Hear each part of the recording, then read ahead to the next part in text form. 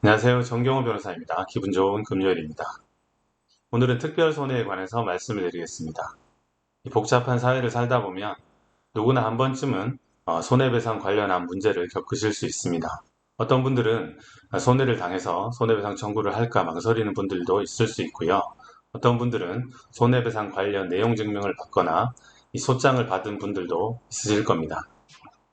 그 액션 여부를 떠나서 흔히 발생할 수 있는 손해배상 문제에 관해서 누락되기 쉬운 특별손해에 관해서 알아두시면 좋을 것 같습니다.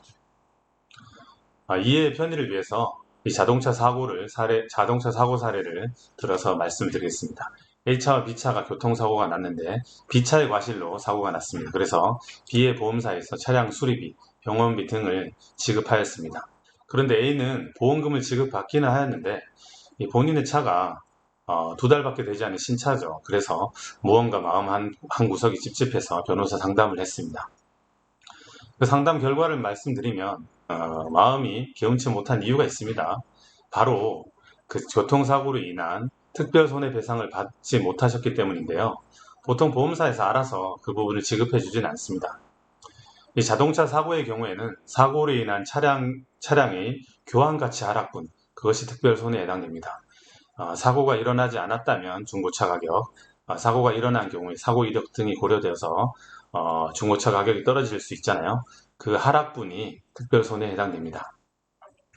특별손해에 관해서 일반적인 말씀을 드리면 특별손해란 위법행위로 인해서 행위자가 알거나 알 수 있었을 경우에 인정되는 손해입니다. 이 행위자, 가해자가 예견할 수 있는 손해에 대해서도 이 배상을 인정하는 것입니다. 그 사법연수원에 우스갯소리가 있다고 합니다. 사법시험을 붙고 나면 이 사법시험 합격자라고 이렇게 띠를 두르고 다녀야 된다. 이런 말이 있는데요. 어떤 사건에서 피해자가 될 경우에 이 띠를 두르고 다니면 예견 가능성이 생길 거잖아요. 그래서 특별손해도 배상받을 수 있기 때문에 이런 말이 있습니다. 사안으로 돌아가면 A는 차량 기술사에게 이 차량 가치 하락에 관해서 평가를 받아서 이 교통사고로 인한 특별손해배상 청구를 하면 됩니다. 물론 먼저 상대방이나 보험사에게 내용 증명 등으로 협의를 해보시고요. 안 되면 소송을 하시면 됩니다. 제가 블로그에 그 교환가치 하락에 대한 평가서 일부를 제가 게재해 두었습니다. 이제 내용을 보면 신차 가격이 5천여만 원이고 중고차가 4,900만 원, 표준 가격이 어쩌고 또 표준 수리비가 어떠고 또 이 가치 하락분의 총평가액이 얼마다 이런 평가서가 있는데요. 이런 소송 절차와 관계없이 개인적으로 어떤 평가를 받은 것을 사감정이라고 합니다. 개인적인 감정이란 뜻인데요. 일반적으로 법원은 이 사감정의 결과를 완전히 신뢰하지는 않습니다. 왜냐하면 이 사감정은 비용을 지불하는 측에 다소 유리하게 이 평가되는 경향이 있기 때문에 이 법원은 이 소송 절차를 통해서 법원의 감정 절차를 거치도록 보통 합니다. 그런데 이 사감정을 하고 법원 감정 절차를 거치면 이 감정의 비용이 두 배로 이중으로 드는 문제가 있어서 이 소송을 할 때 사감정 결과에 한 70%, 60%이 정도 인정해 달라고 하면 법원에서 화해 공고 결정 등으로 인정해주는 경향이 있습니다. 물론 교통사고 부위나 사감정 내용에 따라서 다를 수 있습니다. 하나의 예시를 든 것입니다. 어, 그래서 이 큰 사고가 났을 경우에 이렇게 특별손해배상 받는 부분, 이 감정평가를 통해서 특별손해배상을 받을 수 있다는 부분을 꼭 기억해 두시면 좋겠습니다.